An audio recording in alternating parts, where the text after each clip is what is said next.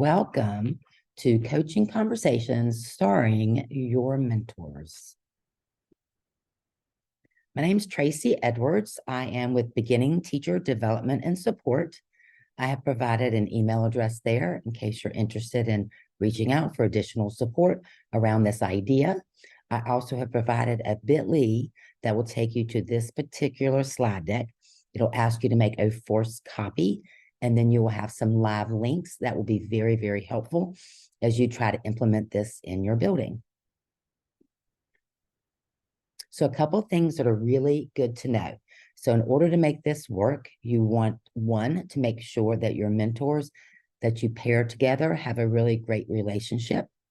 And second, that they have about an hour that they can dedicate to completing the process. Additionally, a couple things. You will need to create a scenario or multiple scenarios. They should be realistic. If they can be created based on situations that have come from your own building, that would be best. Make sure you remove any names to protect the innocent. And of course, as best as possible, keep these scenarios short, but make sure you provide enough detail that they can really get some benefit out of having these conversations. So this is how this would work. So you would take your partnership, and one of the mentors would become the coaching mentor, and the other one would be the responding mentor. So both mentors will read the first scenario. The coaching mentor will then begin the conversation by asking, how are things going? The responding mentor will then respond to any and all questions based on how they perceive the information in the scenario. So they will be kind of winging this as they go. The coaching mentor is not going to know what might be coming out of the responding mentor's mouth. The coaching mentor is then going to continue to ask open-ended coaching questions and document each of those questions asked. The responding mentor then, of course, will respond to those questions until hopefully they come to a solution or to a place where it makes sense to kind of identify some next steps. Once that has been completed, they will simply switch roles. They will both read the second scenario that you've created, and the other mentor is now the coaching mentor and will begin the conversation by asking, how are things going? The responding mentor will now be the one answering all the questions based on how they perceive that particular scenario. Again, the coaching mentor is going to document the questions that they're asking. They continue this until hopefully they come to a solution or to a place where it makes sense to leave it alone and kind of do some next steps.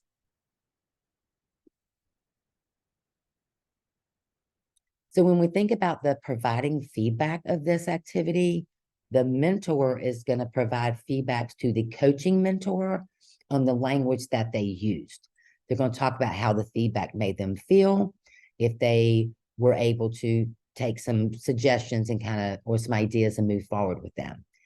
The mentor should include, as much as possible, some specific examples of language. If they can quote the language that the coaching mentor used, that would be best.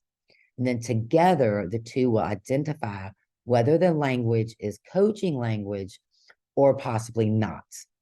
And in order to help with this, I provided a live link when you open up the bit.ly to the slide deck of good versus bad feedback, so you get an idea of what that looks like. Some coaching tools, so you'll know if the language you're using is coaching or not. And then I've provided some sentence stems and I've categorized them by specific coaching tools. So those documents will all be very helpful as you go through this process. All right, when you think about using this slide deck, you always want to think about starting this process with some coaching language professional development prior to having them complete something like this, just so they feel like they've got the background knowledge to do this well.